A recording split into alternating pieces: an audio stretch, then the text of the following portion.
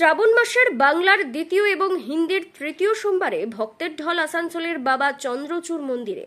শ্রাবণ মাসে প্রত্যেক সোমবারে হাজার হাজার ভক্তের সমাগম হয়ে থাকে পশ্চিম বর্ধমান জেলার আসানসোলের ১৯ নম্বর জাতীয় সড়কের পাশে অবস্থিত বাবা চন্দ্রচূড় মন্দিরে। সেমতো আজ শ্রাবণ মাসের বাংলার দ্বিতীয় এবং হিন্দির তৃতীয় সোমবারে ভোর থেকে হাজার হাজার ভক্তের সমাগম হয় বাবা মাথায় জল ঢালতে। সে দৃশ্য দেখা মিলল আজ দুপুর 12টায়। প্রচুর ভক্তের ভিড় দেখা মিলল।